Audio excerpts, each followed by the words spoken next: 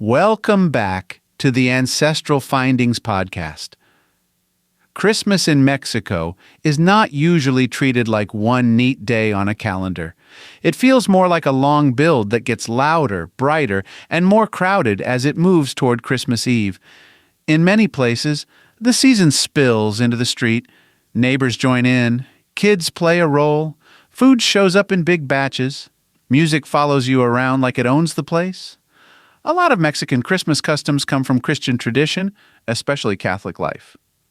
At the same time, many parts of the season are also community habits, local folk practices, and playful traditions that people keep because they're fun, because they're tied to home, or because they make December feel like December.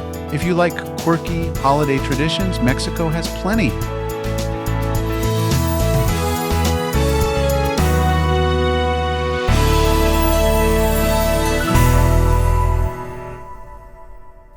One of the best-known traditions is Las Posadas, which is a series of neighborhood gatherings that usually runs from December 16th through December 24th. In many towns and neighborhoods, people walk together in a small procession and stop at a home. A group outside asks for shelter through a call and response song. The people inside answer back, often refusing at first. Then the door opens and everyone is welcomed in. After that, it turns into a party. There may be snacks, hot drinks, prayers in some homes, and a lot of kids running around. In some areas, different homes host on different nights. It becomes a rotating neighborhood calendar where everyone knows what is happening and who is hosting next. The fun part is that it is half story, half social life. Even when people do not treat it as a religious practice, the structure still works. You walk together, you sing, you end up inside with food, and you leave with the feeling that the neighborhood is a little more connected than it was yesterday. Here is one that many people outside Mexico have never heard of. In Veracruz, there is a tradition called La Rama. Kids and teens carry a decorated tree branch through the streets and sing at people's doors. It is described as happening for 8 nights, often from December 16th through December 24th. The branch is the star. It's dressed up with ribbons, paper decorations, lights, and anything that looks festive. The group sings, the household responds, and then the family at the door often gives something small in return, such as coins, candy, or snacks. It is like caroling, but with a prop, a local song tradition, and a very specific vibe. It feels homemade in the best way. A branch, a few decorations, some voices, and suddenly the street has a moving Christmas scene. If you like odd little regional customs that feel real and lived in, La Rama is a great one. Oaxaca takes quirky holiday tradition and turns it into an art show. On December 23rd, Oaxaca City hosts Noche de Rabanos, which is the Night of the Radishes. People carve oversized radishes into detailed scenes and display them for judging and viewing. Yes, radishes. The carvings can be surprisingly complex, with faces, clothing, animals, buildings, and full story scenes. The strange part is that radishes wilt quickly, so this is a very temporary kind of art. It is made to be seen right now, not saved forever. The event has deep roots. The competition format is commonly traced to the late 19th century, and the story is tied to Christmas market life in Oaxaca. If your idea of Christmas tradition includes vegetables being turned into sculpture, Mexico has you covered. Piñatas show up during the season in many places, often during posadas.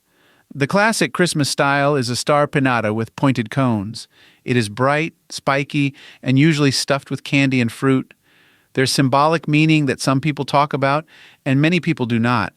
What nearly everyone agrees on is the experience. As kids line up, someone spins the piñata or pulls a rope to make it move. Kids swing wildly and miss. Adults pretend they are helping and sometimes make it harder. Finally, it breaks, and the floor becomes a tiny candy apocalypse. If you have never seen a room full of kids turn into a competitive candy collecting machine in under 1 second, this is the tradition for you. Mexican Christmas food changes by region, but the season has some repeat favorites that show up all over. Tamales are one of the big ones.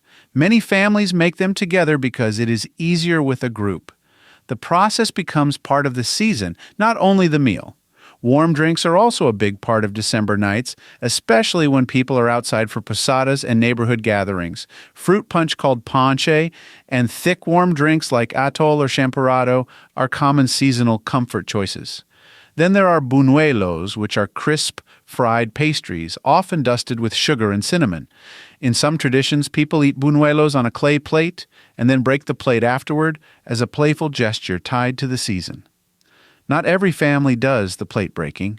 It is more regional and more some families than everywhere. Still, it is one of those traditions that makes people stop and say, "Wait, you do what after dessert?" If you are collecting unusual holiday customs, put that one on the list. In Mexico, the Christmas season often stretches beyond Christmas Day. A major date is January 6th, which is Three Kings Day, also called Dia de Reyes. One classic tradition is eating a ring-shaped sweetbread called Rosca de Reyes, which hides a small baby Jesus figure inside. In many families, whoever finds the figure becomes responsible for hosting tamales on February 2nd, which is Dia de la Candelaria. That alone is a fun chain of events.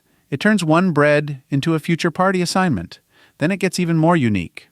On February 2nd, many families dress up a baby Jesus doll, often called Niño Dios, and bring it to church to be blessed. The outfits can be simple or very elaborate. In some places, there are markets dedicated to selling the clothing and accessories for these figures. So the season can run like this: December gatherings, Christmas Eve meal, January 6th, bread with a hidden figure, and then February 2nd, tamales plus a dressed Niño Dios.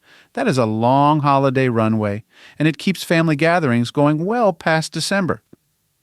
Another tradition that can surprise outsiders is the pastorela.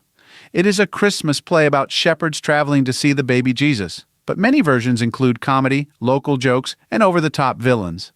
In lots of pastorelas, devils show up as loud characters who try to distract the shepherds. The devil characters can be funny, annoying, clever, and sometimes a little too real. The whole thing can feel like a mix of church story and community theater night, with room for humor and local flavor. For people who like weird Christmas, pastorelas are a great example of how the season can be serious and funny in the same breath without anyone feeling like it has to be one or the other. Mexico's Christmas season is full of traditions that move. People walk the streets during posadas.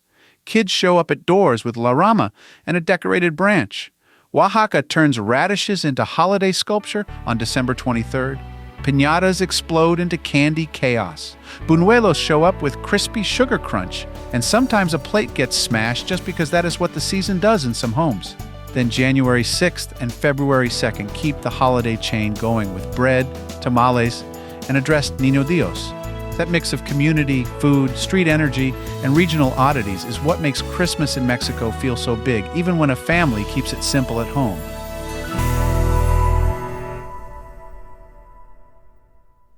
If you've got a hard-to-find ancestor you're stuck on, I'd love to hear about it.